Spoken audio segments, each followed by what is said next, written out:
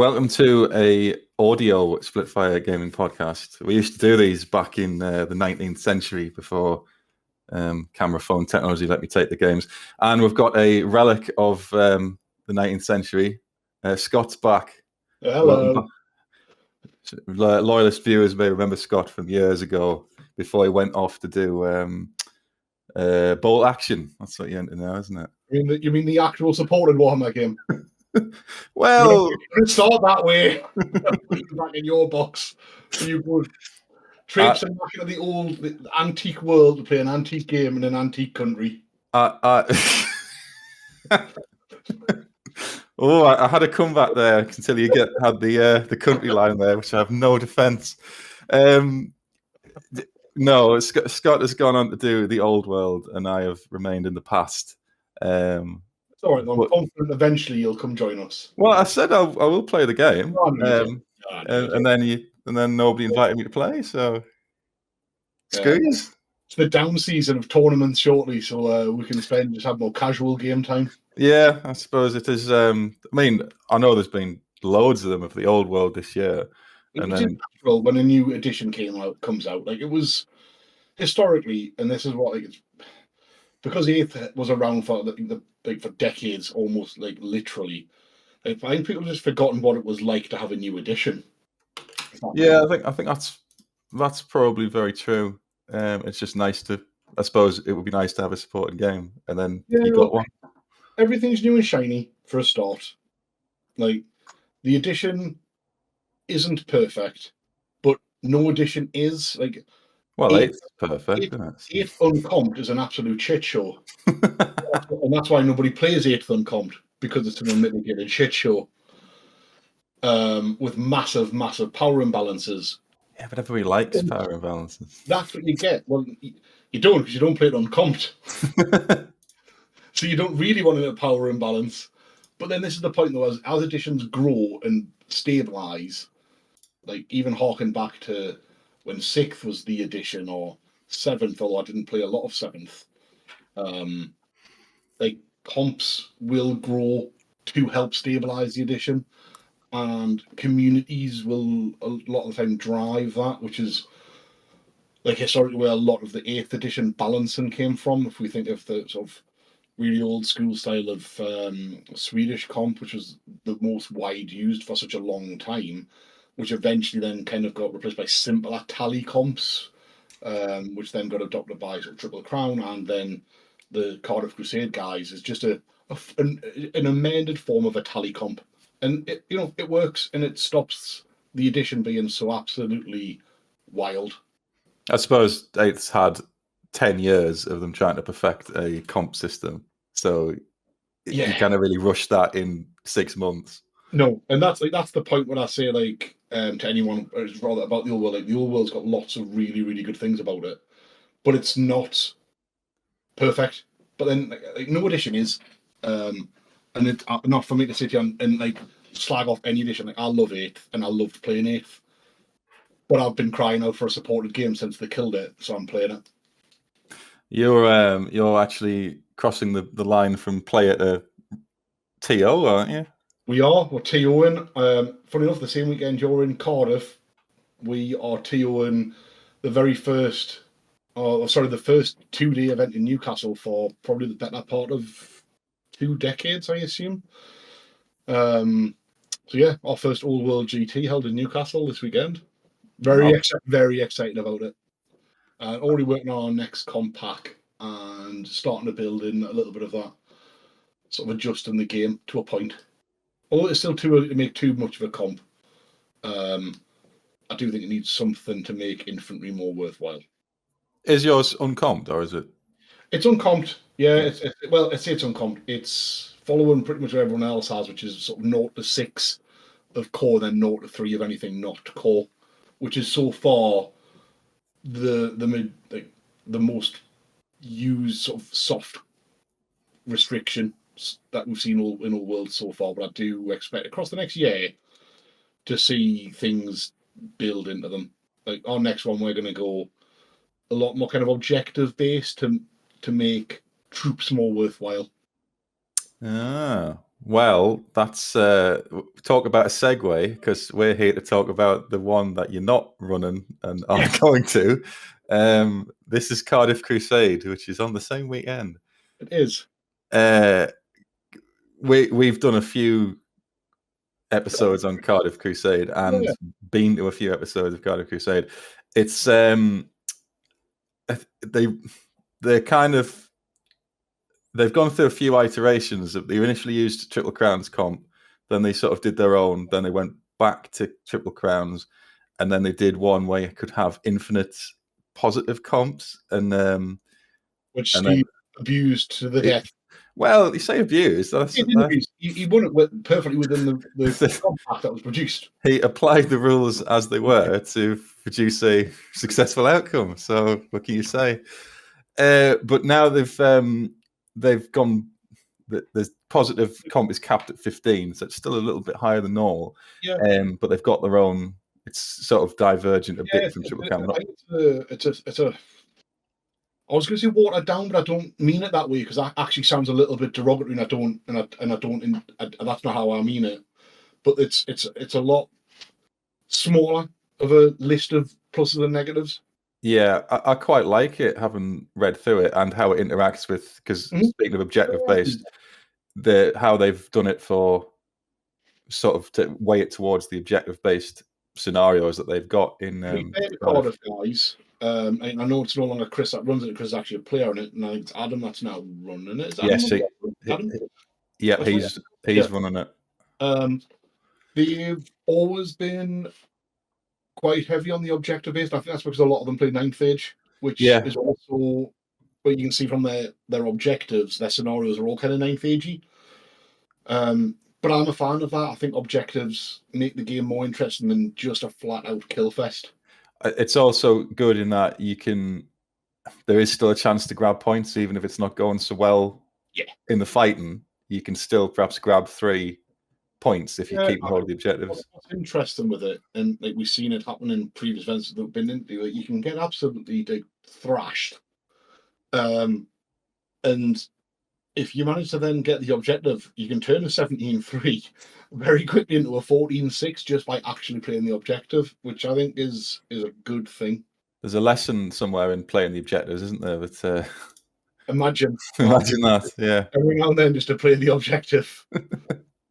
Is that your mission for this weekend? Just remember that there's an actual objective to play. I think I said one year I'd write it on my hand so I don't forget. So I will try that. No, though, so you need to remember. And I'm not there to pleasantly remind you. I'll permanent marker before I leave tomorrow, or tomorrow as is. So I thought we would go through a bit of the pack itself, have a look at the objectives, and then just go through the lists, because there's some. When I say a spread of army lists, from the highs of +6, I think, is that the highest it goes to -8.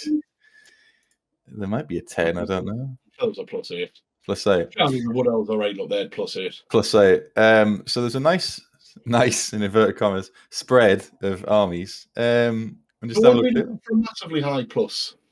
Disappointed in you. I mean, not you naturally. You want the absolute filth like you normally take. But I'm disappointed in many other people. I've had it with positive comps. I went to Martin a couple of weekends ago with a +4, and I just I got fucking destroyed in two games, and then scraped a draw in the last one. So positive comps can go fuck themselves from now on. You know than I. Yeah, I'll just embrace it. That's fair enough. Fair enough. It was an excuse to dust off Alarielle, who I haven't used for ages. Oh yeah, such an underused character as well. She is. she's overcomped in this, I think. I would hasten to say that's probably not true. -3 for her, -1 if it's her and a certain magical item, which we'll get into later. But anyway, well, this is because it's objective based, so it's all about scoring units to grab the objectives. So here's what a scoring unit actually is. There we go. So infantry units to start with at least 10 models and a standard bearer. Cavalry that starts with each 5, standard bearer. Monstrous infantry can do it. They've got 3 models of standard bearer, same with cavalry. Chariots can do it. And monsters that are not ridden by a character. So I think that's quite interesting. Yeah, it would encourage me to take monsters. Yeah. However, I'll tell you what's definitely not getting moved off an objective: a Kemrian War Sphinx. Sorry. I mean, a Kemrian War Sphinx is tough to move anyway, but also, what was it? What was it I took last time? Oh, the beetle. Titan, the Kemric Titan. Can he fly though? Because flyers cannot score an objective. Any flyers? Does it say that? Does it? Units with flyers and hover can't. So I like that. I like that. Because that would be like, well, Phoenixes can just turn 5, stomp on an objective, and you're not getting rid of them. As a Tomb King player, would encourage you to take double Kemrian War Sphinx, which I would probably take anyway. To be fair. Are they movement 6? 5. It might be 6, but I mean, I've not used them for a long time. Obviously, an 8, but I think they're 5 or 6. But like characters can't be scoring. Characters, monsters that were ridden by a character can't be scoring. Flyers, skirmishers, and fast cavalry. So I like that as well. But then, to be fair, that was very in keeping with their previous comp as well. But I do like that because it means you got to think about it a little bit more. Yeah, because I'm sure at the time before, or the last one I went to, fast cavalry were scoring, so you could just keep them away, and then in the last turn just zip around and get all the objectives. Mm-hmm. But you can't do that now. So I like that as well. The objective setting up is the same. There's each game has a different amount. So the first one, scenario-wise, is this pillage one. So it's quite the 18 inches on your left, you can't deploy in. You're across, like an angle across from another, isn't you? It's layout before, and I like it. But you can ambush 2 units, which I would never do because ambush is shit as a rule. It's incredibly shit. But I suppose if you wanted to surprise someone with a War Sphinx or a rule, yep, right in their deployment zone, but that's true. Yeah, but that's so. I mean, if you put like a White Lion horde, for example, and it never comes on, I mean, I don't think that's worth it. But it's interesting. If you like, some of these lists have got loads of little units, so 2 of them just coming on, that's something more to think about, and maybe impact your deployment as well as to. Yeah, there's D3 plus 4 scenarios as well. I think that's pretty cool. Well, yeah, because it's not fixed about how many objectives there could be. So if there's well, what's the most you could have there? 7. Yeah, so 7. I like that. I like the more random element. Or you could only have 5, and then that would change how you play the game a little bit to a point. Because I've played a few practice games of this, and it makes a big difference as to how much, how many objectives you've got as to what you're going to do. Because if there's loads of them about, you've got more options. But if you're fighting over the same few objectives, then it changes what you're going to do. But let's have a look. So yeah, you've just got to sit within 3 inches of an objective with a scoring unit. So again, that's like, do you commit your scoring units to fighting and winning victory points that way? Because if it doesn't work, you cannot turn them around and get your objectives that way. Mm-hmm. So it's just a bit more stuff to think about. Yeah.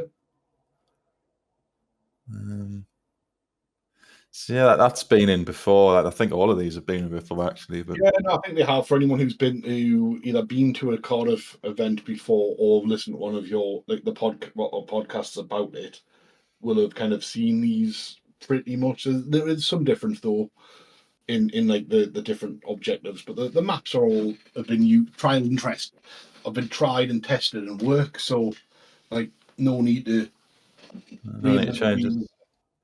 So this one, Salt the Earth, that's a bit like a meeting engagement. But this is the one where you can destroy objective markers. So, so you can. It means if you had I'm going to say fast cav, but I don't actually mean fast cav the rule. I mean cavalry that is fast. Yeah. Sweeping around, destroying objectives whilst you had for example, a horde of white lions sitting on some objectives like that. Again, just an alternative way to play the game a little bit. Is it too late to change my list?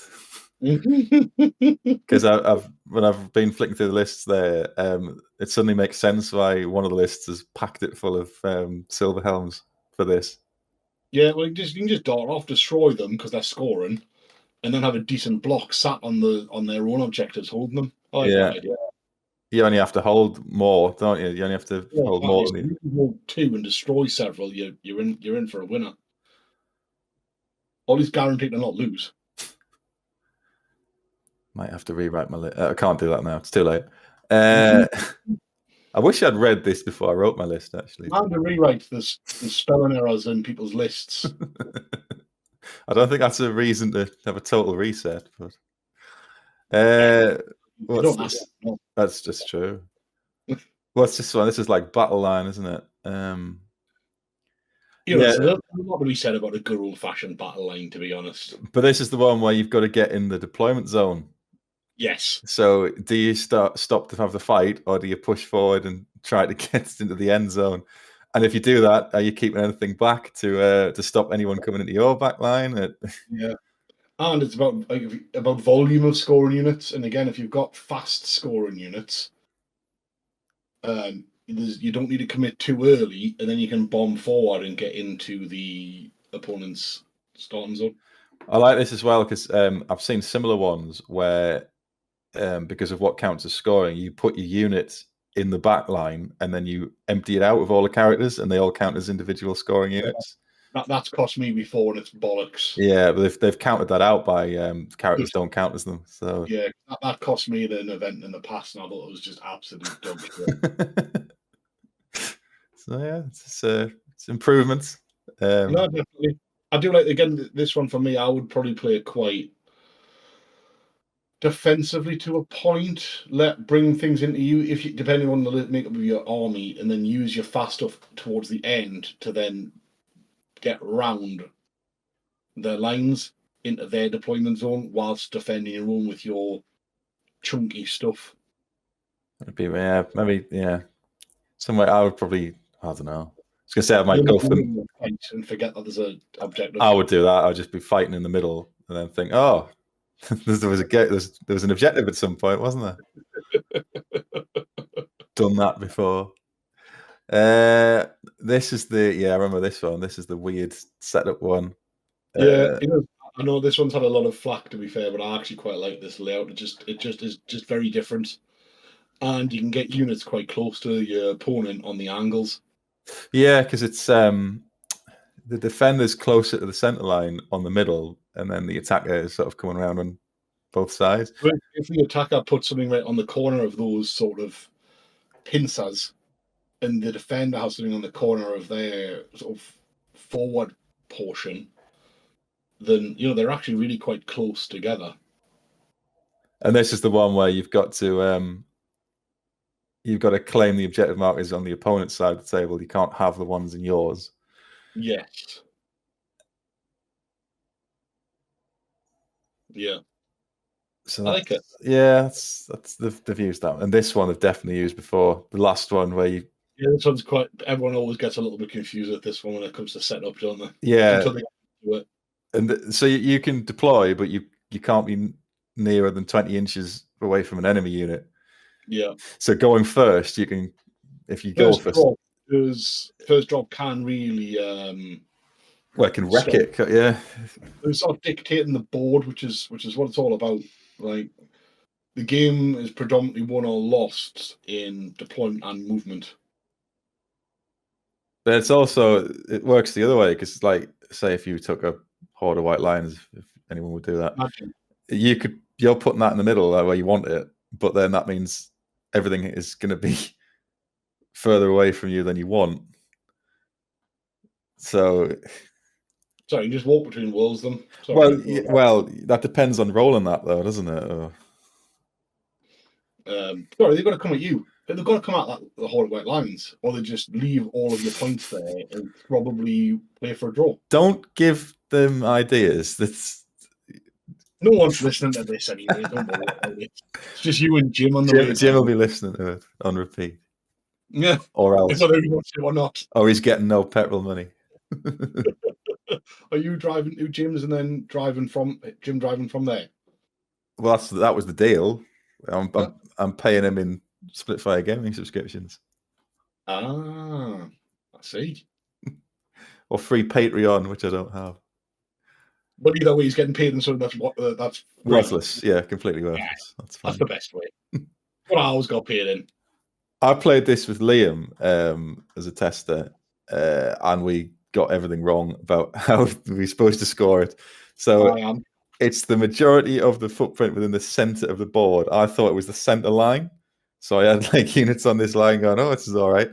No, it's not worth anything. It's the center of the board. So there should be a circle there. They should really mark it on the map, to be fair. Yeah, just to remind. I was going to get them any like small pointers on just making it that something in a little marker or some annotation on the map would just spell that out a little bit for easy to misread.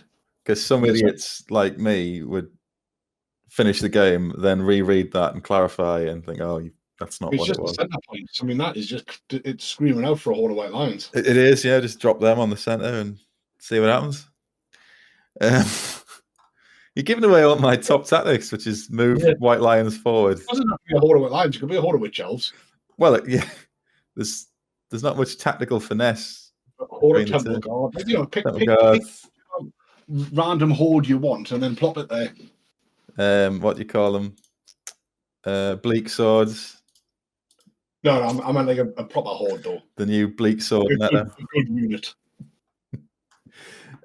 Well, anyway, that was the brief overview of the missions. It's a good. To be fair, I think it's a good set of missions. It is. It keeps it a bit more interesting, isn't it? Like when it's. I do prefer. I did prefer an 8th event one where it's not just kill, and you have to think about your list differently because. But the reality is, nothing surprises anyone in an 8th edition list because if you played the game for longer than if you played the game a little while, like every list is, you know what you're walking into the minute you see it. Yeah. So this does make you think about it differently. Yeah, there's no real surprises, is there? Like, no, because again, this just is the nature of a game that's been around a long, long time. Like nothing surprises you on army lists. So. What's nice is that the way to mix it up a bit is to keep the game mode itself a little bit fresher, and I think that's what they've done with these scenarios. And it doesn't take a lot because you don't want to do too much, but it's a little bit of something to force a different mindset. Yeah, because I've done it in the past where there's so much going on in the secondary objectives that you cannot keep up with it. It needs to be, for me, it needs to be very straightforward and simple. You need to get on the objectives. You need to get in the back line. And you want it to make a difference, but you don't want it to completely change the game because then otherwise you're not actually playing the game that you want to play. Yeah. So as long as it's easy to follow, and I'll still forget, but that's why I used to like in certain comps back, and they used to do like the secret objective. Yeah, I like them. They're cool, and again, just makes you play the game a little bit differently every game, which is a positive thing. Because Triple Crown did it with like Hunt the Messenger and stuff like that for the narratives. Yeah, the old, many years ago, like the old Sheffield Slaughters and things like that, and Brawler Bashes used to do them quite often, and it just gives you a little bit of something, and keeps your opponent guessing as well, because like by their very nature, they're secret objectives.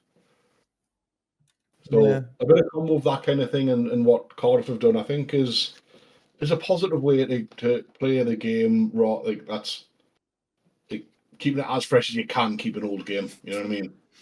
Just mixing it up a bit. like indeed. old paint. Like old paint. Give it a shake. Well, that's the missions. So let's have a look at the lists.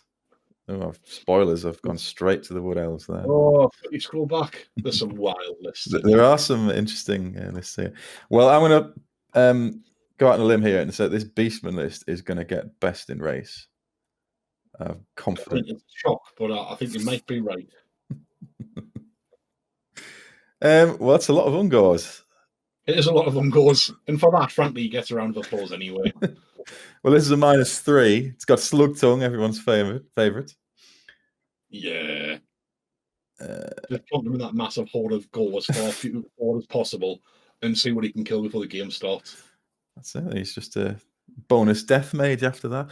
Incarnate of Elemental of Beasts. I've never seen that used before. That's Monstrous Arcanum, isn't it? Yeah, the model's really nice if it's a proper one, and if not, it'll be a nice conversion, but it's a hell of a model. They got the lots of shamans around the Herdstone. Yeah. What is it the Herdstone does again? Is it extra? Give you dice or something? Yeah, something like that. Plus the cast and stuff like that. Yeah. Pretty Couple of tanky. nervous characters. Yeah, I was gonna say pretty tanky beast lord there. Stubborn. Armor of Destiny, Ward Save. MR with the Obsidian Trinkets. Nurgle, some nice one to hit. To be spirit leeched. Yeah. That's all I'm saying. Bit of protection against that. He's 3 up against Spirit Leech, doesn't he? Armor of Destiny and MR1. 33% chance of fail, isn't it? That's the way to look at it. No scroll, level 4 on beasts. Current command, yeah. I don't think it's required, but I sit in a 40 gore herd anyway, but fair dues. Like it's a safety item in it. But I think overall it's canny. Like I like the lots of Unlaw hoods. It is a lot of there's 20 Bestigors. Manbane standard. Yeah, I like Bestigor because they can operate independently from the character, and the fact that they can, in this comp they can have Nurgle as well is just disgusting.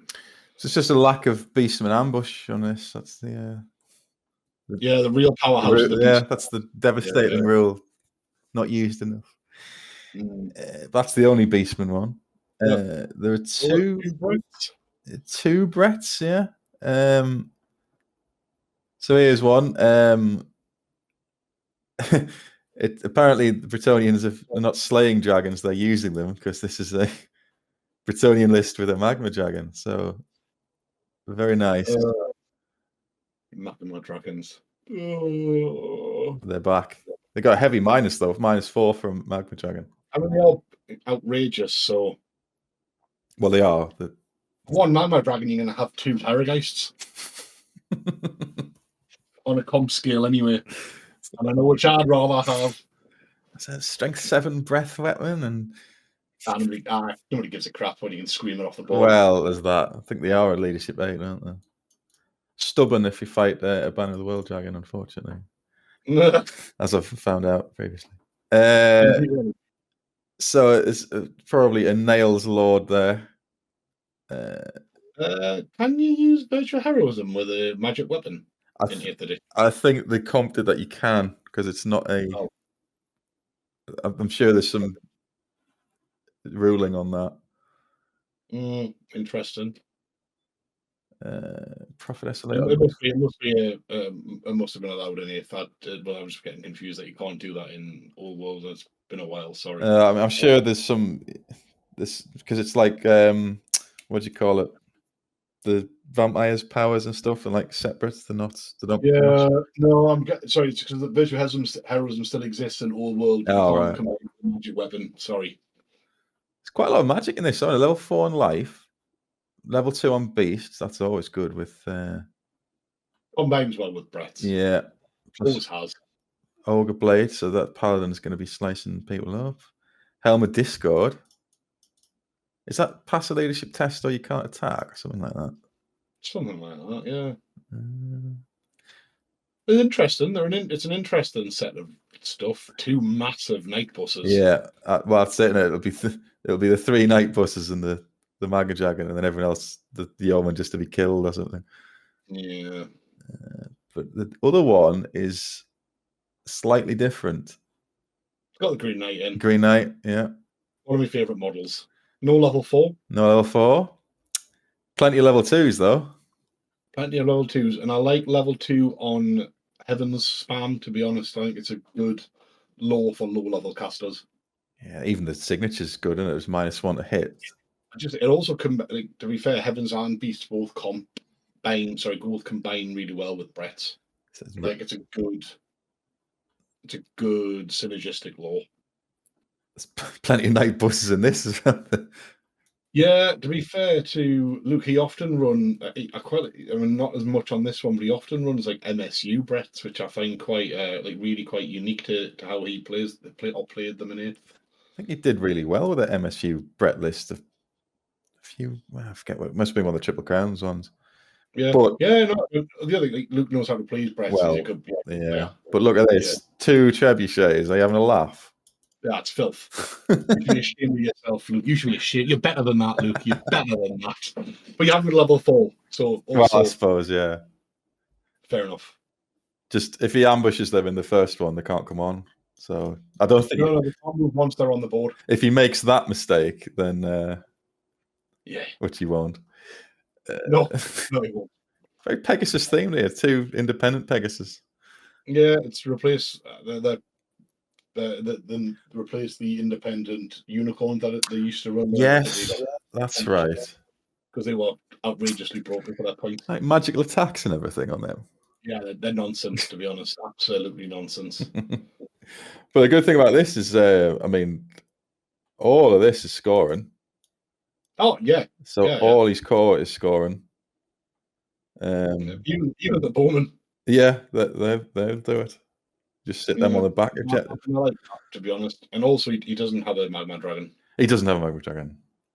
Double trebuchet though. Somehow, Bretonnians got the best shooting machine in the game. Yeah, it's whatever. Double Chaos Dwarfs as well, though. That's good. Yeah, true. Good. Now these are 2. We were just talking about these. I quite like both of these lists for different reasons.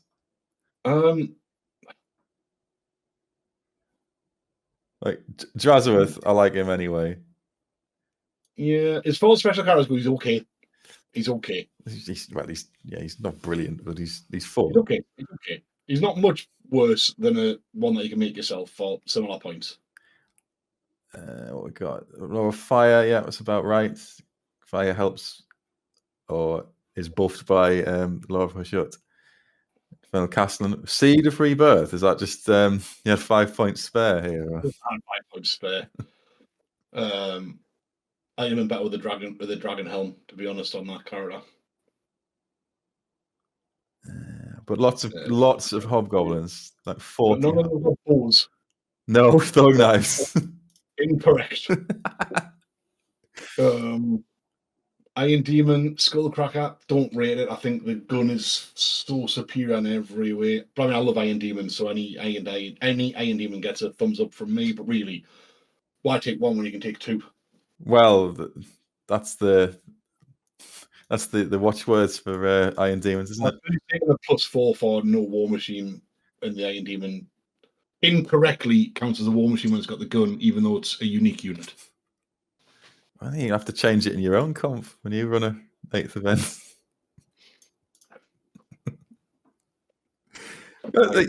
You never see Skullcrackers because the shit. Well, you just have to run some. Not giving anyone any hints here. You just have to run some. Any mounted troop at it. Just run some fast peasant yeoman, whatever they're called, into the side of it, and it can't do anything. You've heard similar with the Kadai, which is one of the best monsters in the game. But if you happen to have if you're an ogre player and you've got a character with the Dragonbane gem, the Kadai will just eventually kill itself. Yeah, just pin it there for 6 turns. Or to be fair, anyone mounted with the Dragonbane gem or Dragon Helm, and the Kadai does nothing because every single attack it does is flaming. This is, I presume, Infernal Guard. So these are the combat Infernal Guards. Then they're not. There's no shooting. There's not much shooting in this at all, is there? No, there's no throwing weapons. Well, yeah. What's that? 6-inch range? Yeah. To be fair, that looks to be a theme for Chaos Force, because the next list as well by Johnny is also mental. I have never seen anyone use a Torok, so in a good way. It's mental in a good way. I mean, 6 Kadai Fireborn, or 5 Bull Sentinels, almost as bad. Hats off to them. well, these are the huge targets that have got 2 attacks each, aren't they? The renders. Yeah. Marvelous. So if they get across the field, they've got 2 attacks each. Well, the Kadai Fireborn will absolutely kill themselves, because every time you do the toughness test, one of them just dies. Aren't they T4 or something? So that yeah. So like 2/3 of the time they take a wound. I like this though. I like a massive block of super expensive hails. Phantom Swiftness.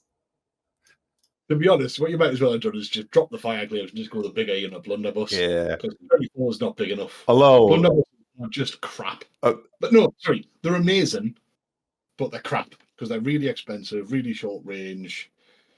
Need massive units to be worthwhile. The problem with that is that would give him like what 2? Oh no, 3. Well, 1 unit is going to kill itself. I know the Kadai can hold objectives because it doesn't fly. It does not fly.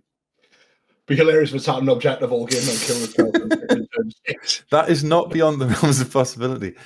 No, it's not. Just put a bit of toughness debuff on it and watch it die. Oh, there's that chalice. That's a good item. Yeah, it is. Yeah, it's really good. The Torok. You can't hold anything. Hobgoblin Calm with a potion of fool. Oh, I like that. Yeah. +1 attack. Immune to psychology. Yeah, sorry, I over-scrolled, and I was just shocked that there's only 1 Demons of Chaos list. Oh well, I know we brought it and it's pure filth. But this is a +7 stuff. Of course it is. It's terrible. It's why I respect Johnny for taking it, but it's terrible. Yeah, that is quite a list. Look at all the add-ups here. No PSP. Fire Glaives. Kadai Fireborn. No War Machines. Yeah. That's my favourite list so far. Well, I know this is pure filth. It is. It's the filthiest thing I've ever seen. I don't know how he got into a +6. It's not though, is it? Not the filthiest thing. He hasn't actually an All-Slanesh list. Yeah, he hasn't got the 2 cannons, the Corn edition this time. Kipper on Shadow, the best law for a Kipper. Like a Herald also on Shadow. I'm not a huge fan of Shadow on a low-level caster, to be honest. No, they're quite other than the signature, the spells are quite expensive. You'll always default to the signature, I would imagine. Yeah, a couple of decent sized unit of Demonettes, big unit of Fiends, Seekers. Not a lot of scoring units, like only the 2. The 2 there. Yeah, because the Chariots are... Oh, the Fiends would be because they're monstrous, aren't they? They haven't got a banner. Oh, there's no banner. Yeah, oh, so they can't do that. These Demons do struggle with that sometimes, though, but like, it's very much the standard Slanesh, old Slanesh list. It's a good list. It's a good list, and like Michael knows how to use it well. And it's beautiful.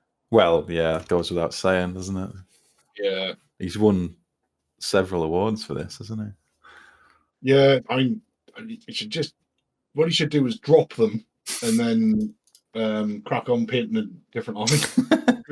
So he can embarrass us all with a different army instead. Are you saying this is holding him back? Oh, yeah, that's exactly what it is. Yeah, it's holding him back. Yeah, he's resting on his laurels now. That's a solid list. And then we really start the filth. Oh, here we go. The Dark Elves. I mean, not the first list, admittedly. What's only a +2? So, it's anyone who takes Dark Elves doesn't deserve to be a plus. Yeah, but look, Bleak Swords. You know, I was saying the Bleak Sword meta's in. The Bleak Sword's something. I don't know if you can put Bleak Sword and meta in the same They got I mean, I love the fact that we're going to like it's the master. They got a Yeah. they got a parry save. I love the monster mash though. Double Hydra, double Charybdis, Blood Rack Shrine. Very similar list I've played against before from Nikki, to be honest. I think she brought something similar to this the last Cardiff I was at, because I remember this Blood Rack Shrine thinking, I don't know what this does. Never seen this before. It's really easy because it's got LD5. But double Charybdis, I mean, monster killers. Double Charybdis, double Hydra is excellent. I love it. I love it. That's actually good for scoring though as well. You got 4 fast monsters that can. Don't forget the Bleak Swords. The Bleak Swords, yeah, park them on the objectives. So. No, it's a good fun list, to be fair. Like, Nikki always brings a good fun list. Cry of War. Where's that? Well, I'm asking where the Death Hag's going. I pretty much know where it's going to go. In the Bleak Swords. Oh, yes. The Bleak Swords. Death and Dark, though. 2 level 4s. It's got quite a lot of magic output, that. Flying Death Mage. No, that's what I'm fucking talking about, people. They are. Look, it's penalised. -2. Mounted Death Mage. Of course it is. It's a Mounted Death Mage. I don't think it's that bad. Up here, I'm gonna. Oh, is that a flank purple sun? You cheeky little devils. That's tactically genius. No one would have thought. No one would have thought of that. How many dice? Was that 6? Is that 6 dice? 6. Oh, I didn't see that coming. Strategy, though. Well, that's that one. And then you get the actual filth. And then he's a -5 one. Like proper filth. Well, look at this. Here we go. 13 Doomfire Warlocks. Then 5 more Doomfire Warlocks. 4 Bolt Throwers. There's the scoring units there. The Corsairs. The Corsairs. Hastily led from the Black Ark to hold on to the objectives. 10 that, yeah. Yeah. Actual filth. I like. Well, this is interesting. An assassin on an Arabian carpet. Is that like flying charge kill character? Like an Arabian carpet. Because you can't join a unit with that, can you? No, you can't. No. So presumably that's to snipe out characters with the assassin, and then it doesn't matter. Yeah. And it's hilarious. Well, yeah. It's quite a funny mental image, isn't it? More importantly, it's an easy +1. Oh, so it is, yes. No scroll. Yeah, lots of bolt throwers, Doomfire. Death magic on fast cavalry. Cloak of Twilight. That's a whole lot of disgusting. It's a big avoidance, big shooty, big magic. Yeah, it's disgusting. And here's the best faction. We're doing Hiles next. Oh wait! Yay. You're not in your own show now. You know you've got to. Yeah. Now I've never heard of this character, Alarielle the Radiant. No, what seen so very little. You see, honestly, I tell you what, she's seen more. To get herself around, let's just put it that way. She's actively taking part in high elf affairs. She's active. She's active in the fact that she's here twice somehow, but whatever. She's practically an ogre god, as in the Gaping Maw. You can't say that. Children might listen to this. This is Adam's list, which. He didn't get your memo about the minimum expected size of it. He's at least 8 short here, 30 with the Ban of the World Dragon. Rookie numbers. He's got to pump those numbers. Wait, he likes his silver helms as well, so he's got that. And well, that's where the prince is going to go.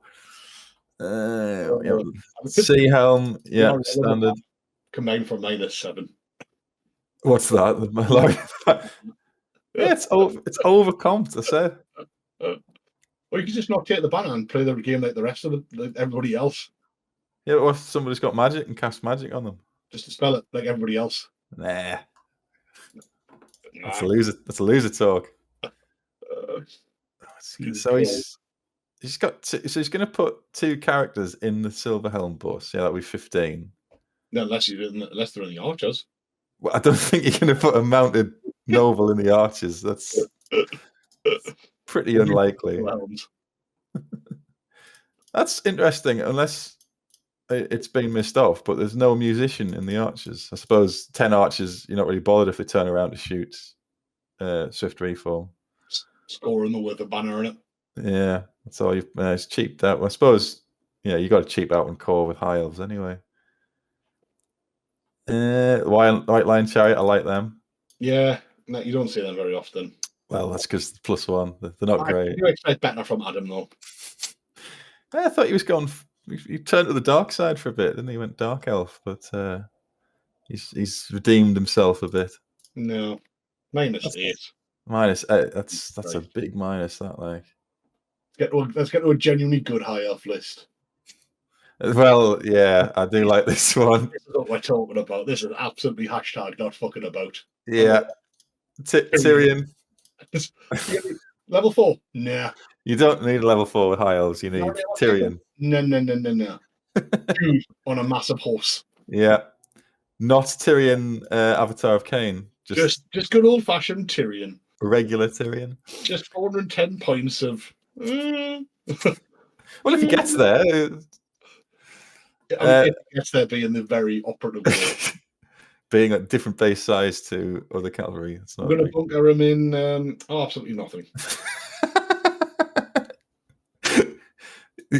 Well, yeah, 3 units of 5 silver helms. I mean, these are scoring.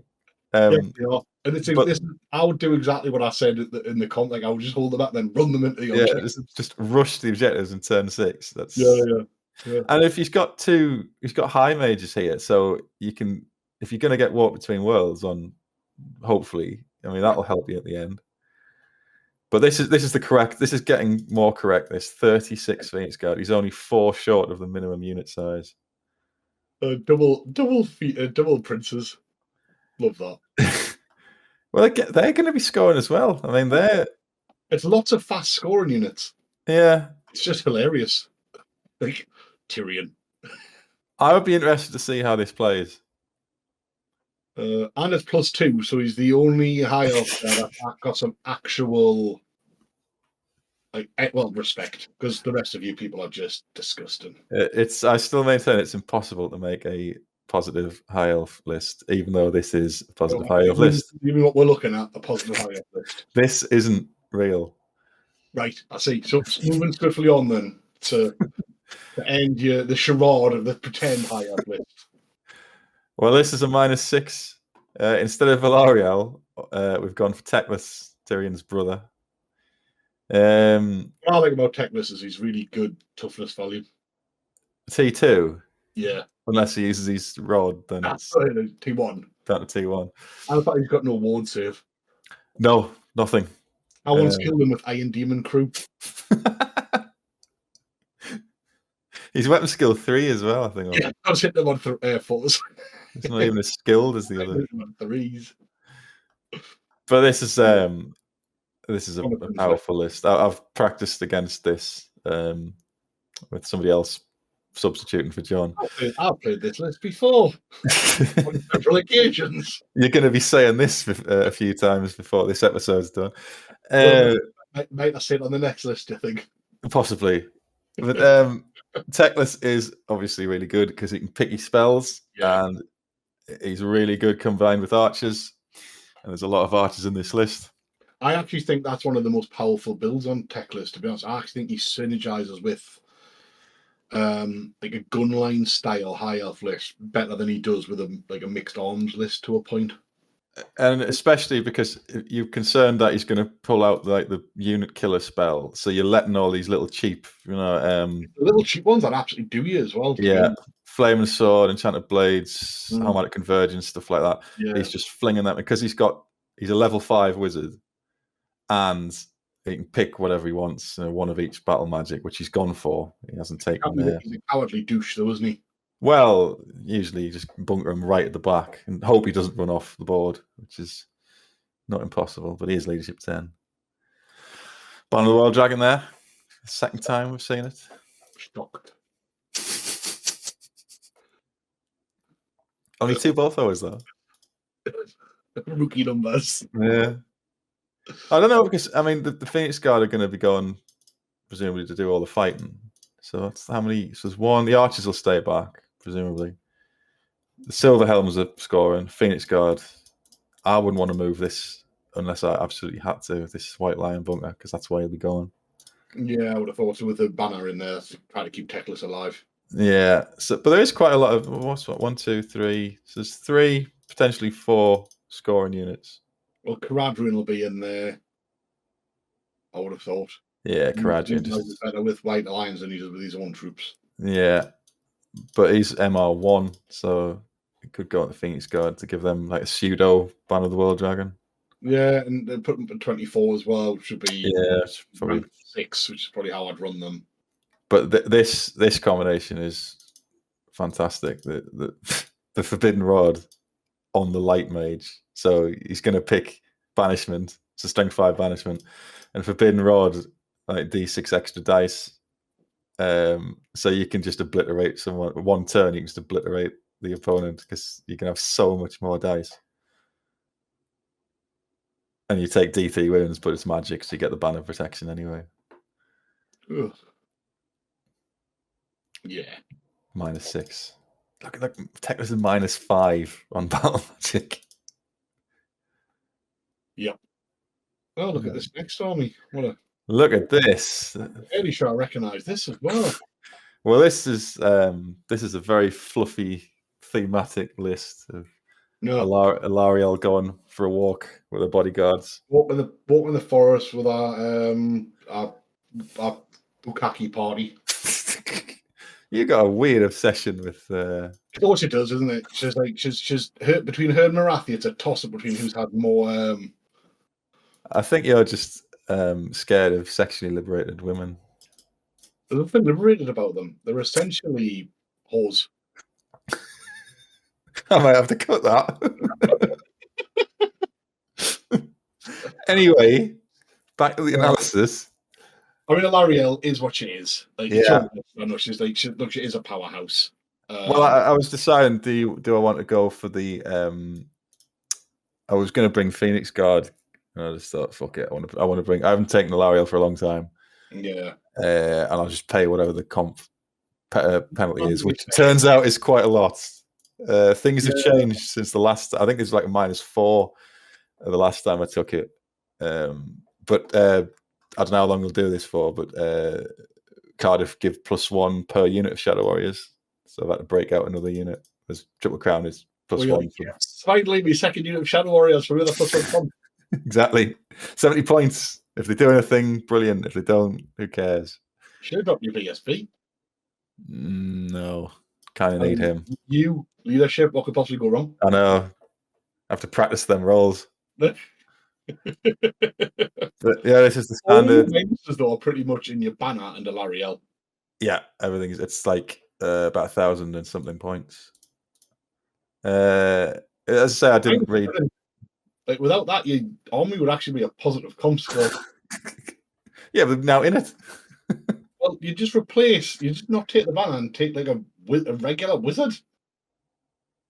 Nah, there's the fun in that. Minimum unit sizes for +1 to counter it out. That's what it's all about. Hordes of Sea Guard and a level 4 on Shadow. Well, I could take 40 Phoenix Guard and a level 4 on Shadow. That was an option. Yeah, you could. Yeah. Or you could have a block of a big horde of Phoenix Guard and 2 hordes of Spearmen. That's true. But I didn't. No. I like you went for a change and just. I mixed it up by taking this. This finesse strategy of this is just try to ram the White Lion block down whatever the army is in front of his throat and hope for the best. While 6 dice and fire convocation.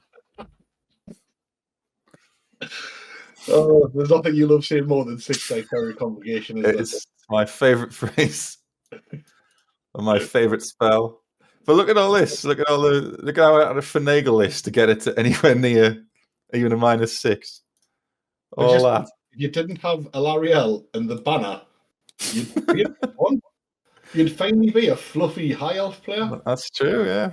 That's quite a lot, that. But it's too late now. It's too late now. It's done. Done. Moving on quickly.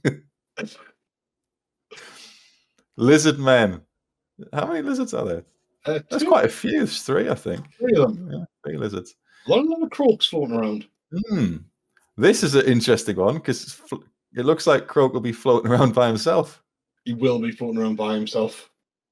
I suppose you don't really want to come near him because he'll just constantly blast you with that spell. I mean, it's strength 4. Yeah, but you can cast it like a million times, can't you?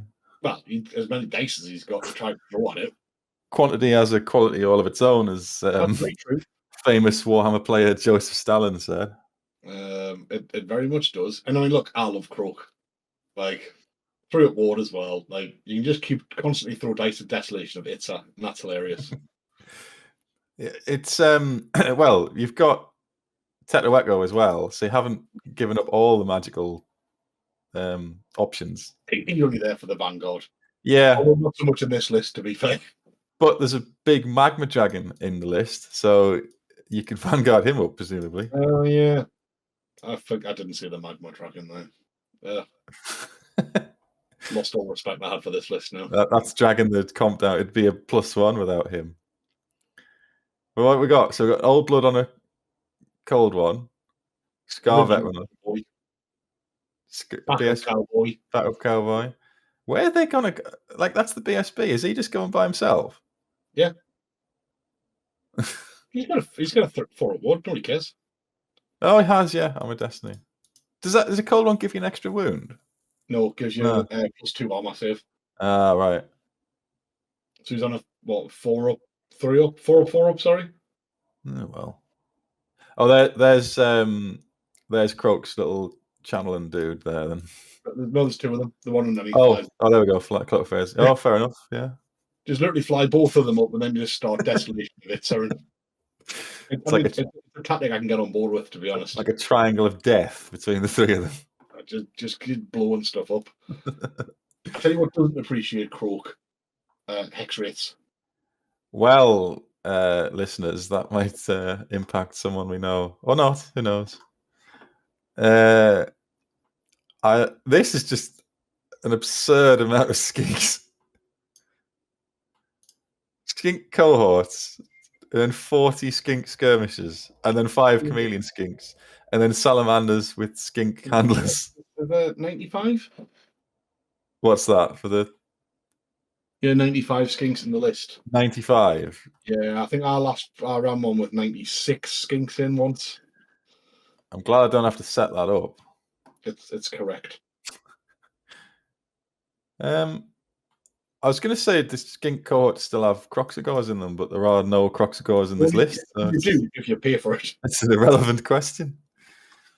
They're all so this cohorts can hold the objectives, so that's all right. So there's 4 of them. Yeah, it's rather there, isn't it? Let's be honest. Yeah, 2 salamanders is quite nasty as well because they're not bad. Yeah, the flame's quite nasty. Level 1 on. Yeah, that's Heavens is good as well. Oh yeah. I mean, they're just letting cast actions a bit, so really. Well, obviously, yeah, but if you can get off a cheeky -1 to hit, although there's no real combat blocks, so maybe not. Maybe they are just desolation of it. So that's going to be like even putting this army down. That's going to take a long time. Oh, we've got movement traits for those skirmishers. I hope so.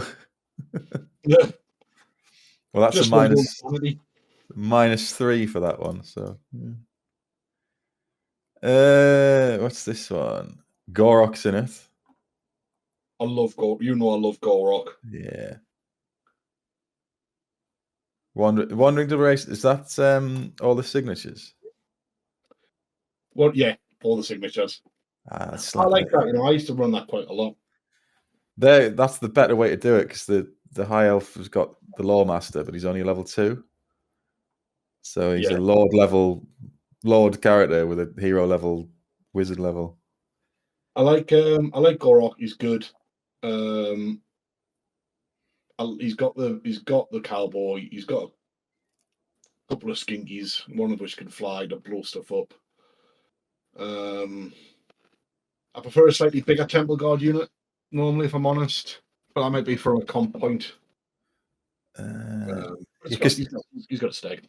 Because Temple Guard tend to die off quite quickly, don't they? Because there's not that many of them when you put the slan in.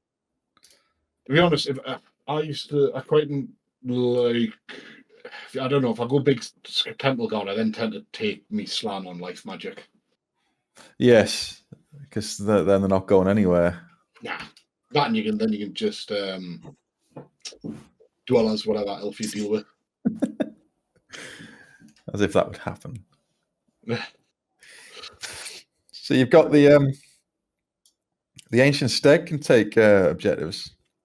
Yeah, because it's cool. It's ancient. It's been around a while. And the it's three objective holding units. Yes, that's quite. And then a bit of a trend on the next one, I suppose. There's a main list as well, isn't there? As in Croak's back. Well, yeah. And Tetueto. Second. Neither of those Saurus are on cold ones. What's he doing? Matt, what are you doing? What are you doing? Well, they can split up between the warriors and the Temple Guard. Oh, I forgot to point out as well that the last list and this list are doing it incorrectly, and they're taking blowpipes on there. Oh yes, there we go. Javelins. Javelins, they're just better. They're more reliable. They're just better. Engine of the Gods, though. Yeah, I like that. You don't see that very often. No, I mean, I prefer the blowpipes in 8th, to be fair. Personally, so I've seen them out. It's like 4d6 shots or something like that. Yeah, poison. Lots of poison. Yeah, that's all you care about. But this is like the only minus is Tetueto, so no scroll. Got 3 chunky decent sized, not massive blocks, but chunky-ish blocks. Yeah, it's still going to be hard to get through 23 warriors and 25 Temple Guard. Yeah, gonna have to make sure he deploys one of those Saurus Scarvets into those Temple Guard before he puts Croak in them. Otherwise, he can't join them. Yeah, there's something weird like that. And the order of how you do it is whether they can. You have to put in one of the other characters first, then Croak. Otherwise, no other character can join that unit because they're unbreakable. Everybody loves an unbreakable Temple Guard unit, don't they? Oh yeah, sexy. Although I'm going to die, so it's no bother. Yeah, I played Jack's lizard men like that, but he dropped a comet onto his own people and killed them all. So there you go. Cropper. Yeah, Cropper. Get in. Meta chaser Cropper. Meta Cropper. Yeah. Well, here's the ogres. We've got 2 ogre as well, isn't there? There's 2. Yeah, 2 ogre lists. This is a +2, so let's have a look. Standard Slaughtermaster setup. Yeah, pretty good. Biting Blade. Iron Guts, they're good. Hunter. Yeah. Poisoned attacks and stubborn. So that's the combination for the man-eaters. Yeah. I was expecting like the is it sniper? You can give them. Good. Yeah, sniper is good. Although poison's excellent and stubborn is such a good rule. Yeah. Oh, Rhinox. Not those made-up rules. They're just written on the back of a fag packet. It's Board's World, don't they? They wrote them whilst absolutely coked out their decks. Woke up the next day and then we got Monfang instead. Yeah. When they realised that actually there is a limit to how nonsense they can make a single unit. Just tone it down a bit. Can we give them every special rule? Found said fag pack and just printed it for a little while for a laugh. That's something hilarious. Online. No real. online somewhere. Yeah. But look at that, -3 for Rhinox Riders, so they are punished for it. I mean, arguably not punished enough. Well, they are very Tell you what they don't appreciate though, Seer and Doom. well, true. But I haven't seen anyone take metal. Except the Wandering Deliberation slan. Yeah, and you have Techless. Oh, Techless can do it, yeah. Well, he can take it, just you might not. They can. Yeah. I suppose you would, because you can pick the spell. But yeah, exactly. When you see this list, you're like, oh, Seer and Doom. Oh, 6 dice. Oh, the next list's got them as well. Oh, these are just bad people play ogres, don't they? It's the problem with having an auto take unit, though, isn't it? Because if you can't, people play Rhinox Riders. If you can take it, you're probably going to. Yeah, you know they deserve screamed. Or what they really deserve is the hex rates go into them where they can't do anything to them. So or even better, just a single a banshee or something. Spirit host. Single spirit host. What, just clogging up 365 points? Which is also the greatest way ever to deal with a Kadai Destroyer. Yes, because it's not magical attacks. Or a Magma Dragon. Thunderstomp that. Yeah. Go on. Breath up in that, you're not bad. I hate this. I hate the Hellheart. Yeah, it's disgusting. I miscast enough without that thing going off. It's because, as previously said, bad people play ogres. But you don't see tyrants very often. Unless they're on a flying carpet, like a real hero. It doesn't appear that he is. Oh, boo. Fences, blades, and glittering scales. So you're hitting him on 6s. Yeah. Iron Guts, Ogres, yeah. Dragonhide Banner, that's a good one. Yeah, it is. Yeah. Ogres can make good lists. This is a -1. Oh, yeah, -1. I like the Stonehorn as well. Goblins. Orcs and goblins. How many orcs have I got? 1, 2, 2? 2? More importantly, this one's got a Werven. Yes, it has. Savage Orc Warboss. I mean, terrible, but that's why we love it. This has got Suicide Charge written all over it, hasn't it? Potion of Speed, Sword of Anti-Heroes. Savage Orc Army, and for that, I've got nothing but respect for it. Yes, it's all savage, isn't it? Except the River Trolls. The River Trolls. Like, and once the characters go charging off, the River Trolls is going to sit there. I mean, they're there to stand. They'll be deployed, I would imagine, just directly in front of the Werven. Well, unless, yeah, because is that a large target? Does that get the 18-inch? Yes. Yeah, monster. Yeah. Not that the River Trolls will catch cannons. Well, yeah, just regen it. Everything will be fine. Well, you'll have to kill 2 of them at least before you get through to the war buff. 48 Savage Orcs. Jesus Christ. With an additional hand weapon. Yeah, well, yeah, if you're going to go Savage Orcs, you go additional hand weapon, because if you're going to go absolutely mental, you want to do it with as many attacks as humanly possible. That's obscene. And conveniently, there's 2 spaces left for some of these characters to go in. Well, what a shock. Oh, ball boys. Shrunken head in that unit. Oh, a 5-up ward. Hello, you cheeky little devil. Yeah, you're approaching Phoenix Guard level of warded. Oh, then the next list doesn't have any Savage Orcs. Boo. Oh, it does, but not the same. Not the same. Only 46. The 2 drop off from the last one. Yeah, exactly. But an increase in trolls. Lots of goblins. Wurzags in it. Wurzags in it, yeah. To be fair, I like both of these lists. They're just absolutely they're mental. Double pump wagon. These lists are both absolutely wild, and I love both of them. Double pump wagon. Triple goblin chariots. What could possibly go wrong? They're not bad, them. For what you're getting. 50 points, they're brilliant. Even for the impact attacks alone, who cares if they survive? I like both of those Orc and Goblin lists, to be fair. Night Goblin Shaman, yeah. Big boss. Oh, and then there's, excuse me, we've got 2 Skaven next. Yes, and they've both made the same. Both of these are incorrect. They've both made the same mistake. in that they've both got warlords who haven't taken the Fellblade. Yeah. Like, you're going to take a Skaven warlord, give him the Fellblade, or don't bother. Like, I'm very disappointed that they've both got. Well, one's got the Ogre Blade, one's got an Ogre Sword.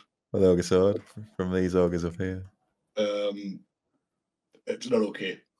I demand a resubmission of lists where they correctly have the Fellblade. Yeah. Just allow that on the day. You can't reliably kill yourself, then what's the point of playing the game? Before you've even got to combat. Oh, always before you've got to combat. Yeah. Doom Rocket. There's just lots of crap because it's Skaven. Well, yeah, just shit. shod everything up and shell it or Storm Fiends. Here we go. They are the most disgusting things ever. They are horrific. He's only got 3, I suppose, which is better than the time young Jack took 5. Isn't 5 the most you can take? Yes. Ugh. Oh, sorry. The second list's got 53 Night Runners in its core. Oh, yes, I've seen that. Oh, my God. And a Warp Grinder, so they're going to be popping out behind you. Yeah, you can face better put 53 of them. Oh my God, it's hilarious. Triple Gunners are so good. Double Help It. With Warpstone Spikes, bit of anti-Hex Wraith attack there. No magic users. Absolutely heroic. Oh yeah, there's no... The only thing that would make this guy more heroic is if he had the Fellblade. Well, there's still time. I would allow that. What's he going in? Clan Rats. And a Doomflayer. You literally never see them. Nah, of course you don't. Nice models, they're just crap. +5, get in. And that's with the 2 minuses for help hits. Plus, yeah. Get in. No Storm Fiends. Doomflayer, Warp Grinder. 20 Nightmare. That's mental. I love it. Yeah, I like both of these Skaven lists for different reasons. This, because it's got the worst unit ever to come out of the end times. Oh, disgusting. Right. And a ton of these. What's next? The Empire. The Empire of Man. And we get to see how many Arc Lectors can fit in. Them generals of the Empire just must be sitting at home thinking, nobody calls me anymore to lead the armies. If only someone done a tier list. If only past talking about how crap they are. If only they did. With all their abilities that the hero does for much cheaper and much more useful. Yeah, you can't be general the Empire, or you can just have a captain, for example, that does everything he does, but for a third of the price. And can be these big. There's only 2 Archlectors in the Empire, so they're both here. They're both here. Van Horseman Speculum, that's the usual. I see what you're saying about there's no tricks anymore. So that's Archlectors come with Van Horseman Speculum, like Archmages come with the Book of Horth and Talisman of Preservation. Challenge. Are you indeed? Are you? I wonder what item you could possibly have. Is that a Demon Prince charging in, is it? Yeah. I mean, if you're a Demon Prince and you charge Waller of Sigmar, frankly, you're an idiot. Yeah, don't do that. I can't charge that up anymore. You're a moron. This is you full. Deserve everything you're getting. Well, you heard it here first.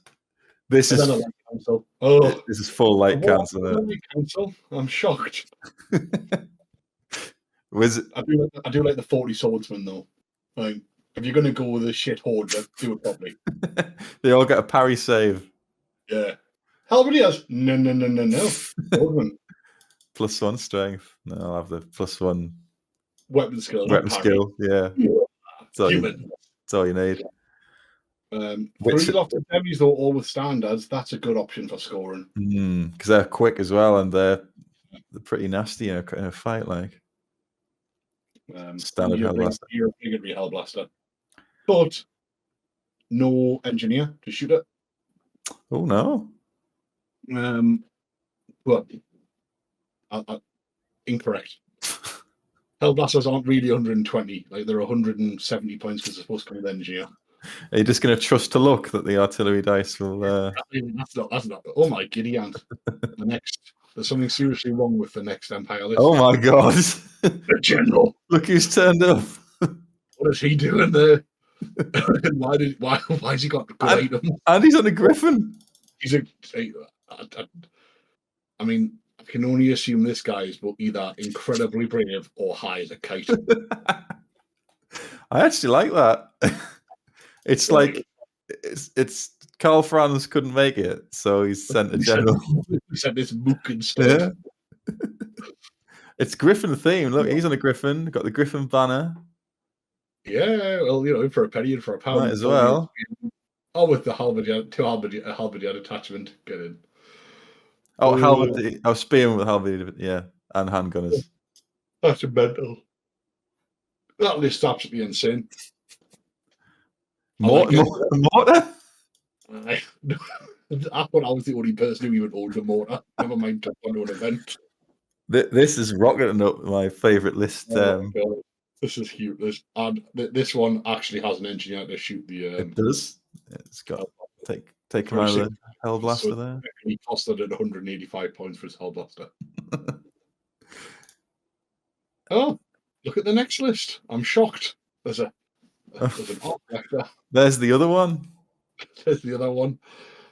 Oh, and it's also on a. There's also a level 4 of. Oh, this one's life. Sorry. Oh my god. Oh, this is different. This is a bit different, yeah. Life magic, which I mean, nice. Double level 2 on shadow.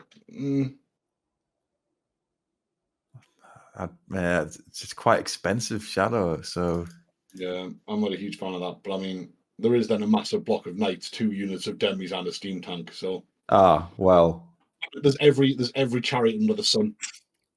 Oh yeah, here we go. The Hurricanum's there, the Luminarch's there, and the stank. I suppose that's giving you an extra dice in each casting and dispel phase. Yeah. Plus one to hit, which I assume it'll be relatively near that knight unit. And the ward save, doesn't it? Well, the other one gives you the ward save. Yeah. 12 and inner circle knights. Yeah. That's nice. They're still only human though. Presumably, is the Wizard Lord going in with them because he's on a horse? Yeah, he's a big deal. Getting himself in there. Unless he bunkers into the unit of 5. Yeah, but if he's life, he gets Stone of Irons. He can do. Going in there, I would imagine. You can do Earthblood on them. Yeah. Full regen for. That's what they need. Bit more survivability. That 2-up board's not really cutting the mustard, is it? The 2-up board, I say, rather. The 1-up. There's another Empire, isn't it? There's all the Empires. Well, there's a third Archlector. One of them's a Pretender. Must be his deputy. There'll be anyone for Volkmar to talk to. All these. He also managed to find a third war as well. They must have run out of Van Horseman speculums, though. He got the memo though because of the Light Council with him. Oh, that's right. Yeah, low light. Witch Hunter on a carpet. I approve of that. Yeah, that's good. Yeah. 42 halberdiers, correct? Indeed. Little knight block that's scoring, 2 little knight blocks that's scoring, a decent sized demi unit, strong. So this is where like the Empire's the fact they can do everything comes in because that is the other thing Empire do. It is so incredibly easy to get plus tally scores with them. Because that witch will be worth 2. Yeah. Plus 2. And he's cost 105 points. Like, you know what? His plus 2 cancels out the second steam tank. Yes, it does. Yeah. And these are 1-up armoured scoring units for like 130 points. Great cannon. Yeah. Double stank. Yeah. It's give or take as dirty as you make an Empire list. double stank light council with 2 cannons. With a cannon. Yeah. So what's that? Because you've got 2 steam tanks. 2 strength 10 cannons, and then what's that? 4 4. steam tanks strength 8, isn't it? No, 10. Was it still strength 10? I thought, is it just a lower range? I thought it was lower strength as well. It's like it's 12. It's range is per steam point you put into it. Yeah, it's up to 36 inches. It's 12-inch per steam point. Something like that, yeah. But let's look. So 1, 2, 3, so 4, 5, 6. So strength 7 banishment, and then strength 10 artillery. And then there's 2 banishments. Oh yes, that's right. Yeah, let's not forget the other banishment, just because it's only strength 6. Strength 6, yeah. You have to cut off the strength there. It's gone down quite a bit. And that's all from -1. So that's quite a strong list for -1.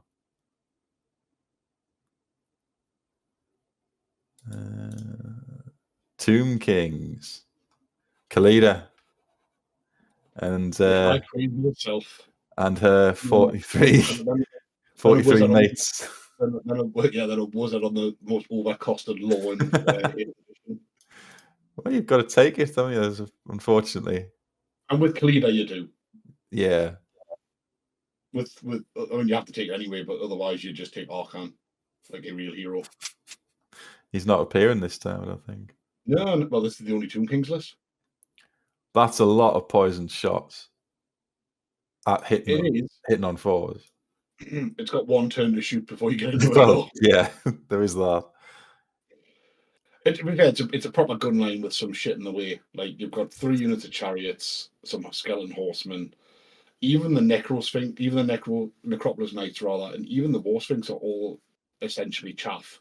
Yeah, just block them from coming to this massive shooting. The entire army chaff bar in that block with Khalida and the High Priestess. And then you've got, like, the Hero Titan, the Casca. It's a good old-fashioned Tomb King gun line. Higher Titans, I mean, he's good for the plus D3, but there is only 1 wizard. Yeah, but don't forget he's also got bound Shems and a bound Spirit Leech. Yeah, of course he has. 1 wizard, but it means he's got lots of dice to throw the casket. Oh, yes, of course, because there's the casket there. Let's not pretend that wizard's anything other than there to cast double shot on the Khalida unit. The rest of the dice are for the casket. Are you sure he's not there to cast Skullstorm? I mean, it's right up there, isn't it? Oh, it depends. If he's playing VC, then yeah, he's there to cast Skullstorm just to watch Hexwraith first cry while they die to the worst spell in the game. Well, it's like what's the other the Great Maw one? That's another terrible one. Well, that's designed to kill ogres. Yeah, I can backfire on them as well. What is good, to be fair, is you've got 2 in this list. You've got a massive block of poison, which are good against most things. You've got Khalida's magic missile from her staff. You've got 2 Screaming Skull catapults, which are both magical attacks. You've got a Hero Titan who's got Shems. You've got a casket. Like, to be fair, it's a gun line. I think you can do a lot of damage turn 1 with this. A Screaming Skull's magical attacks as well. Yeah. But they do scatter and they never hit. Well, that's like mine never hit. Mine just died. Misfire, dead all the time. They can bring them back though, can't they? No, they can't. Not when they're dead. No, they're dead. Not when they blow up. Well, speaking of vampires, here's a vampire on a zombie dragon. I mean, it's ballsy. -1 to hit. Magic weapon? No, he hasn't. Good. That's the correct way. Because you know what he can do? He can just fly into a unit of white lines and just start chopping the shit out of them. Oh, I wouldn't suggest that. No. Okay. Just cast enchanted blades on him before he does that. No. Yeah. Like that guy did with his blunderbuss at that time. You're like, okay. Please do. Yeah. Go on, do you want some more dice? You have mine. 2 units of 43 skeletons.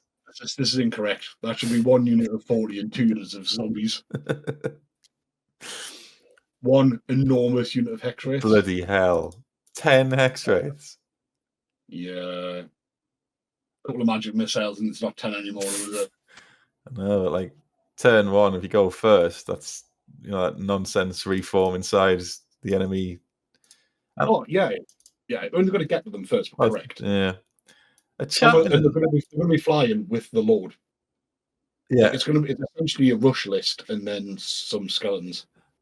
Well, yeah, because there's 2 Vargulfs here as well, and they're quite nippy, aren't they? That's also why there's a champion in there, and why there's champions in all the direwolves, so they can take challenges. I was about to ask, why is the Hex Wraith got a champion, but you've just answered the question. The Hex Wraith's got a champion, and so the wolves, so that one of them gets in with the vampire count. You can't challenge him out, and he just wheels the shit out of anything he touches.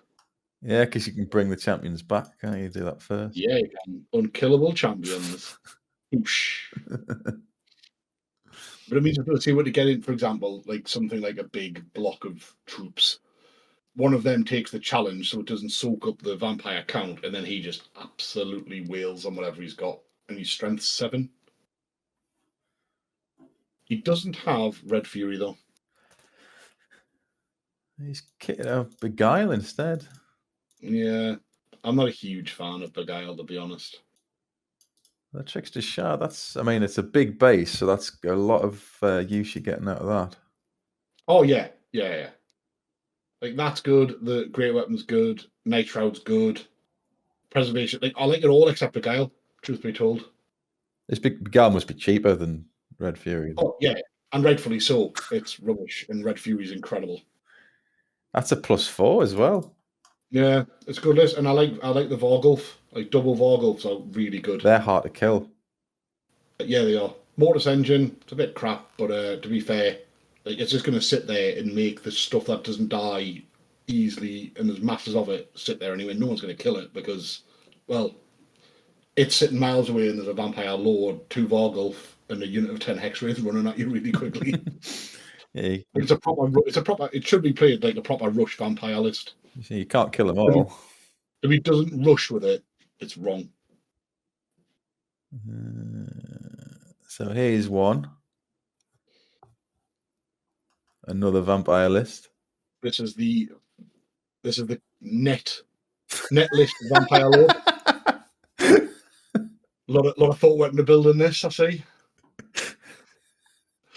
Just copy and pasted that off any edition vampire forum. What do you mean? This is Red Fury, Quick Blood. It's almost as difficult to put into a list as Alarielle. Well, it's like putting Razor Standard on anything with guard in it. Exactly.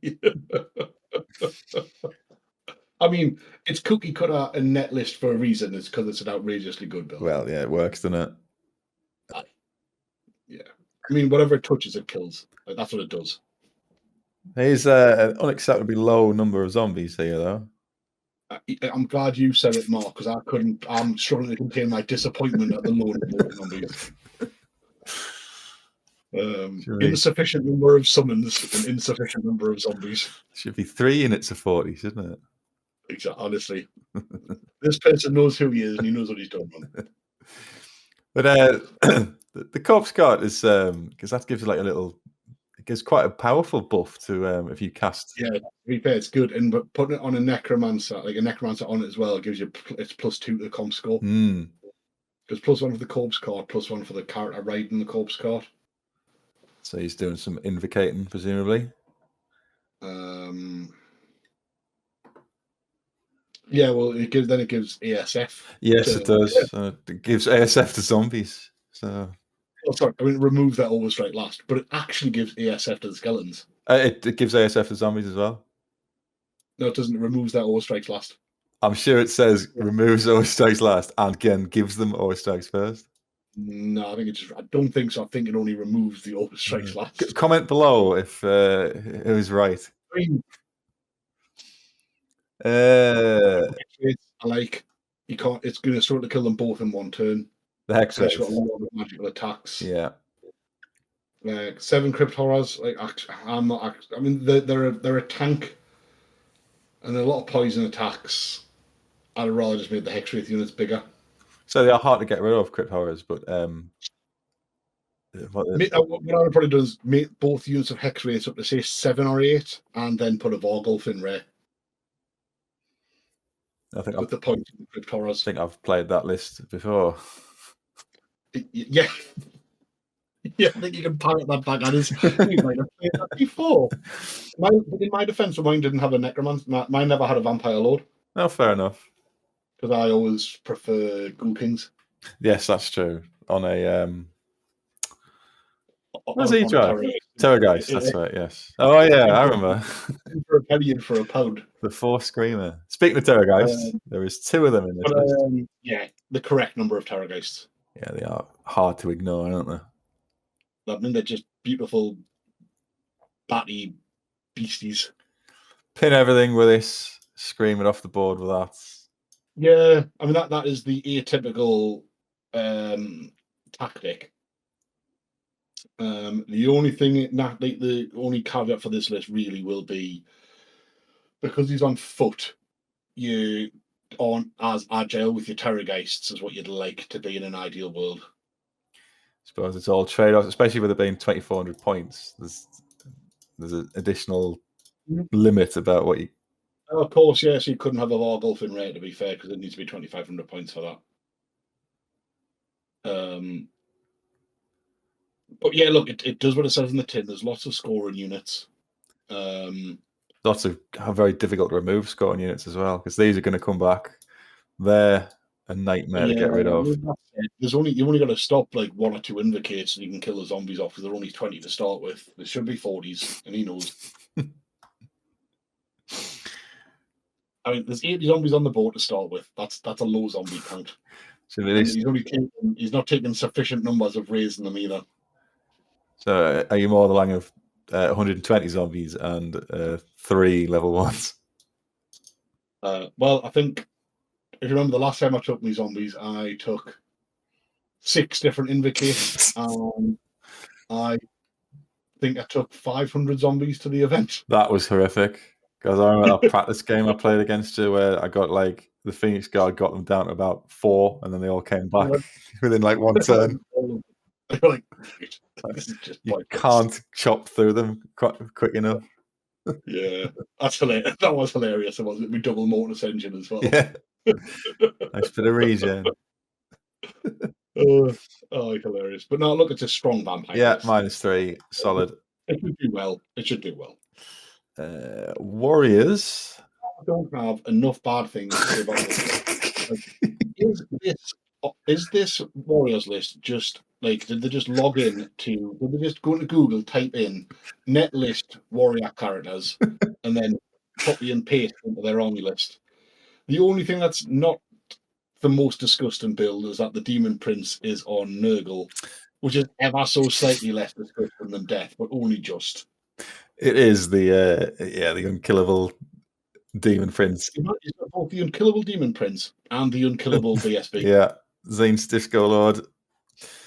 Except he's not on a disc, he's on a demon instead, and he's not the BSB, which is weird. Instead, he's made the Corn Fella BSB. I wonder if there's an extra penalty for that. Because there's units of jugs. Yeah. 2. I mean, nobody gives a shit. Just put it on the unkillable Zinthwat guy so we can just win combat better. Just fly at the side of a unit. It's going nowhere. Never go anywhere and eventually grind them down because you've got a 3-up reroll and 1 ward save. It's worth it for the time that you roll 1. He's looking at the rest of his lists. Like, actually, no, it's disgusting as well. 2 minutes of 3 Skull Crushers, a Chimera. Oh, they're awful. Oh, it's just. I'm sorry. I'm sure this person's a nice guy, but it's a disgusting. Well, it is a -8. It's tied with the biggest. Deserves to be. It's disgusting. The biggest. Yeah, there's nothing really mature. 2 extremely powerful characters. Well, 3 powerful characters. Block of Warriors, the Chimera, and then the Skull Crushers. Yeah. No scroll though. The fact that the Demon Prince is only -4 is the same as Alarielle. That is disgusting. That's Alarielle and the banner. Yeah. I mean, once you play -4, you might as well pay -5 and put it on Death Magic, though. Like, once you're that disgusting, you might as well just be that guy. Just go all in. Just go all in. Like, if you're going to be that filthy, you might as well just get your balls out on the table and be like, nah, what are you going to do about it? Purple Sun down that line. Yeah, what you want to do? I want to fly up, I want to cast Purple Sun, I want to fucking laugh about it, I want to get myself in combat, kill whatever I'm touching whilst casting Purple Sun, and getting my wounds back. In turn 1. And I want to laugh about it as well, because I'm clearly a bad, bad person. -8. It's fucking short, should be. Yeah, it's well worth its come. The next warrior list, I'm not actually 100% sure what it's doing. Well, He's also on death, which is correct, but he's on foot, which is he's on foot. And then, I mean, you can do it wrong. You can still lob Purple Suns across the board, which you will, obviously. And he's LD9 for Spirit Legion, which you will, obviously. I'm sure he'll cast other spells if. Well, there's some other ones in the lore I hear, but he's got Festus in here. Yeah, which is hilarious though, because your toughness test or is it toughness test or die? I think is it like D3 wounds or something? Yeah, something like that. Carries with the Marks Slanesh, Warhounds, 20 warriors. So 20 warriors, which is where his character's going to be bunkered. I just don't think it's enough, to be honest. That's going to be a lot of the Lord and the. He's not big. Oh, he is BSB. Lord of BSB in there. It does though. It does though have a Warfire Dragon in rare. It certainly does, and they are horrendous. With its death zone. Yeah. And you don't really want to kill it because it explodes. Strange list though. This second Chaos Warrior one. Yeah, I'm quite curious to see how it works. Yeah, it's odd. It's only -3, like. However, as we finish Warriors and go into our final race, we have genuinely saved the best to last. We start with what at first you think this is the best list because it's a Tree Spirit list and it's fucking mental. So it's a Tree Spirit list, and you think that's mental. But hold your horses, ladies and gentlemen, because it gets better. Yeah, you think you can't top this, but the Wood Elf players clearly have been. Get in, Draker, a hero. Massive Dryad horde. You crazy bastard. A couple of extra Dryads.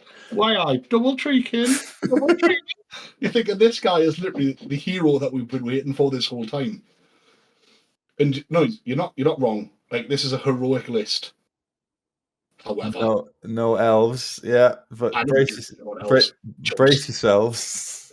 Yeah, because this is the greatest list I've ever seen. It's like you looked at the other treatment, the other list, and went, "Well, I can make a fucking worse list than that." Orion, I can invest 600 points into Orion, who just dies all of the time. Orion, who presumably is going by himself. Draker, and then a shitload of Dryads. More Treekin. Double Treeman. This list is genuinely the best list. It's just amazingly shit, but I love it. Look at Orion. He's just so bad. Like, what's his comp? Is Orion only +2? That's upsetting. He's +2. Honestly, he should be like +4. He's terrible. So he can do lots of good things if he weren't just a die at this a light breeze. No magic as well. I mean, unless Draker can Draker cast. Oh yeah, Draker's a level 2 or 3 Shadow Wizard. Oh, there you go. Take it back. But wow, she must be level 2 because there's a +1 comp for no level. Oh no, special character doesn't count. I like both of these. Oh yeah, they're outrageous. I mean, I think like the first one with the multiple Dryad units and multiple Treekin units and the Treeman Ancient on Life is a better list, obviously, because it doesn't have Orion in. But it went from being so close to being the best list to then being absolutely top trumped by I'm just nailed by this. some absolute lunatic / hero Orion. I love even this compromise. Like, we'll just cut out one of the more useful things the Treeman can do just to get it into the rare. Yeah, Jesus Christ! Wow, wild. That's well, what a list to end on. We definitely, honestly, by what else being at the bottom, we've saved the best for last. There's absolutely no doubt about it. It's just that's the highest comp as well, +8. So that's and rightfully so. Yeah. I don't think there's any minuses in this. There's not. Of course, there's not.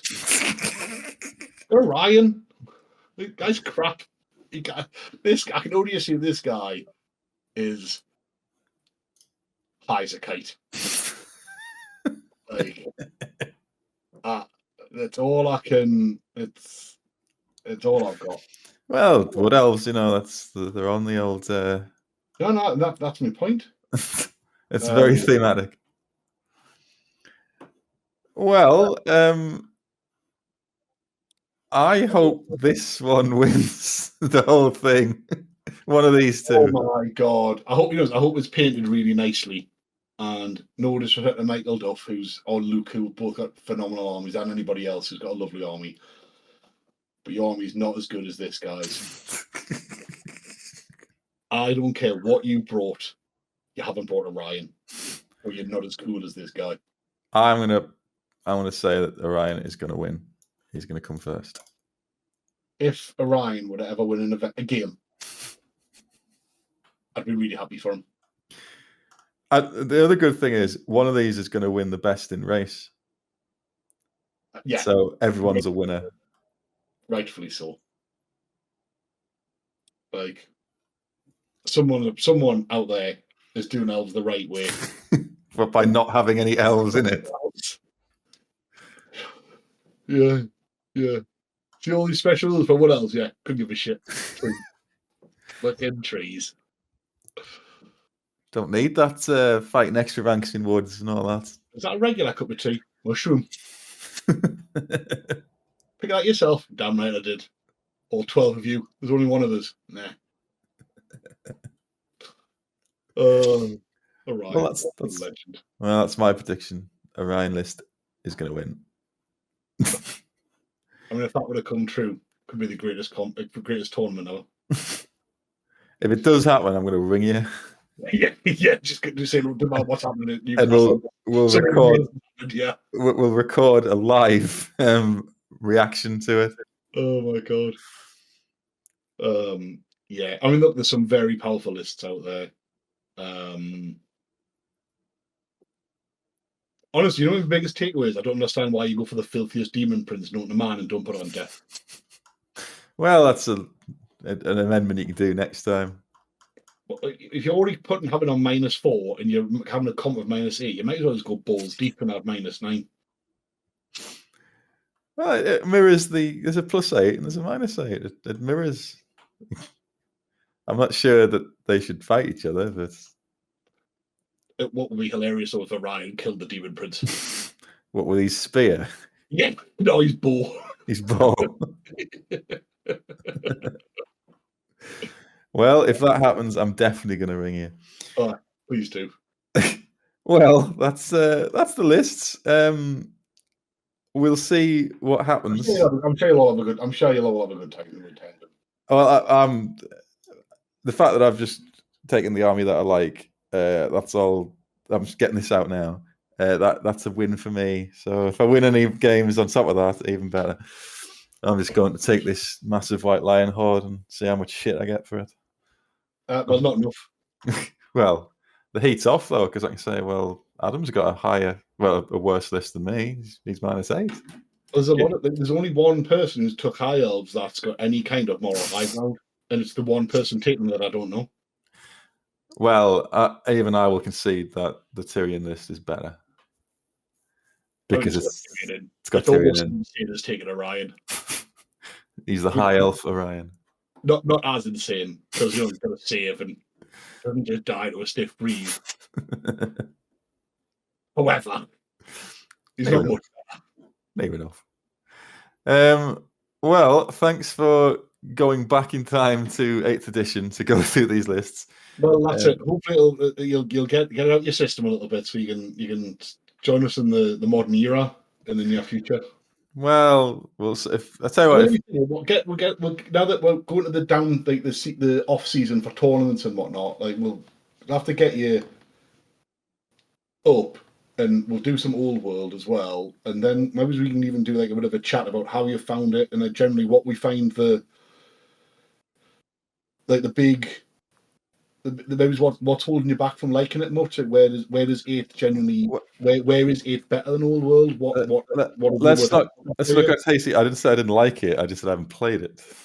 No, but let's be funny. We'll have a few games, and maybe that's a future podcast for you. Like we can have a good chat about like how you find the differences and etc. Right. And then deal. I'll do that. How did I then indoctrinate you into old world? And how many fingers did I break to do it? MK Ultra mind control. I think that's the way to do it. How long were you locked in my basement? We will play it.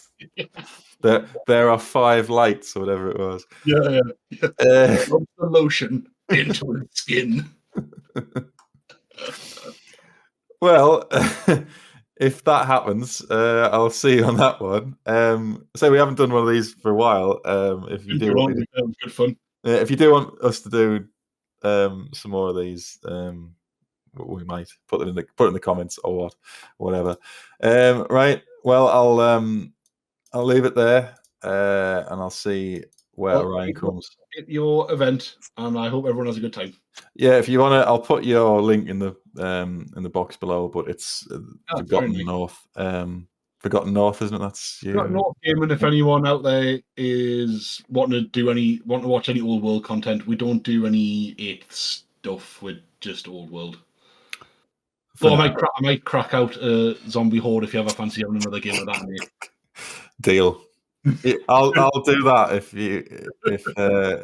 if I come on and do your old world thing. That's your compensation. I'll crack the VC out for. Yeah.